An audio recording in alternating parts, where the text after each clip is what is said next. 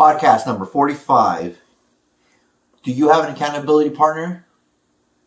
Is there someone that holds you accountable? Let's talk about why this is probably one of the most important things you could ever do to make sure that you get where you want to go.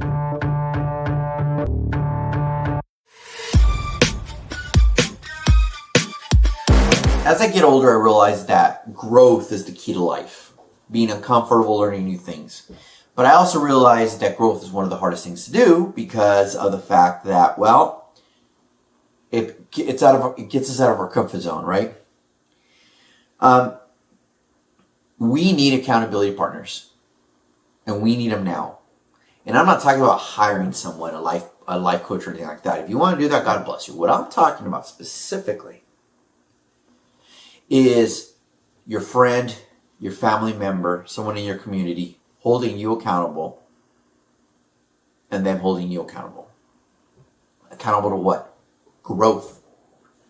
Going to the gym, losing weight, eating healthy, learning a new instrument, trying something new, a new hobby, staying outside your comfort zone. I've come to realize that as we get older and older, this becomes more difficult. And it becomes more difficult because we get more set and comfortable in our ways. And there's nothing wrong with that. We've earned that right. But life is about trying new experiences, visiting new locations, trying new things. As a matter of fact, I would argue in our older days, in our 40s, 50s, 60s, 70s, we have more money to do it, right? But I've also come to realize that we don't do this. And we don't do this for multiple.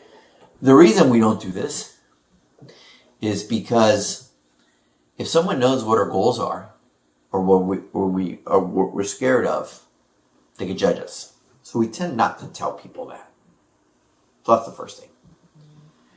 The second thing is we never really think of having accountability partners, right? We like to keep to ourselves. We like to go at our own pace. If we reach our goal, good. If we don't, we don't. But the problem with that is there's no urgency. There's no finish line. The finish line just keeps being moved. The other reason why this is challenging is it's a mirror.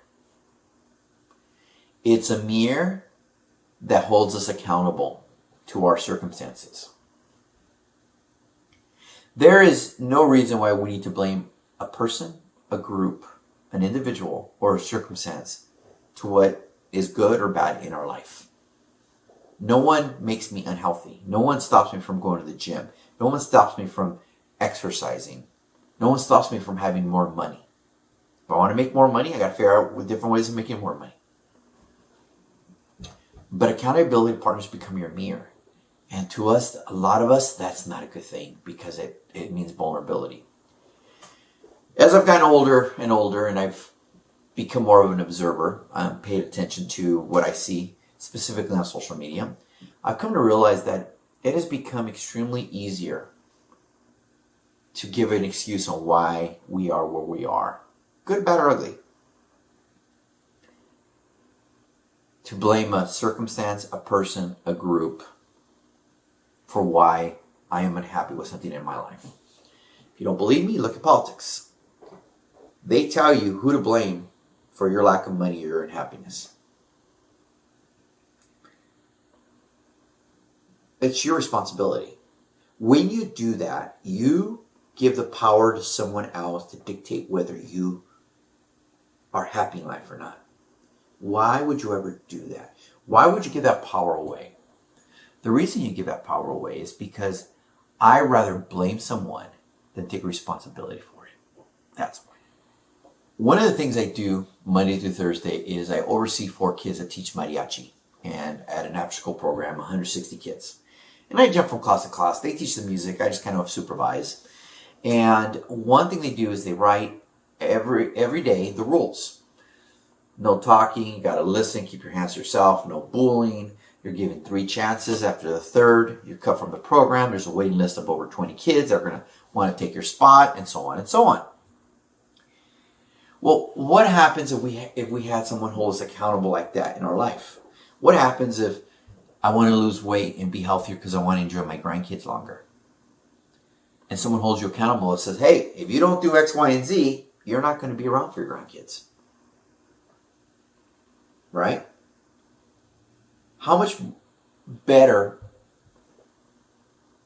how much more pleasant would our lives be as individuals for our friends, our family, and most importantly, our community? Accountability. And that's really what I'm talking about. The accountability that you control and dictate everything in your life, good, bad, or ugly.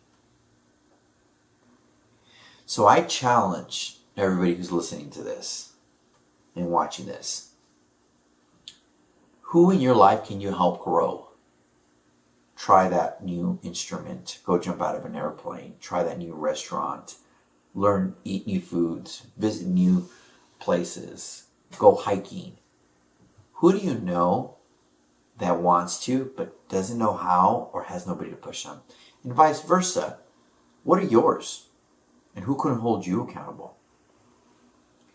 See, life is not about going to work, coming home, and being in the rat race. Life is about trying new experiences, as many as possible, with family and friends. Making memories. We don't do that if we don't get out of our comfort zone. If we don't grow. Just because you're in your 40s or 50s doesn't mean that you stop failing. As a matter of fact, I would argue you want to fail more, because that means you're trying more things. So I challenge you to find at least one person, friend, family, ask them what they're scared of or what they want to try or where they want to grow, and push them. And then find someone who could do the same for you. I promise you that life would be more fulfilling, more enjoyable. Remember, I am a firm believer that whatever you want in life, you got to give first. If you want love, you have to learn to love first. If you want money, you got to learn to help other people make money. If you want affection, you got to give affection. In this scenario, if you want to grow, help other people grow. They will never forget you for it.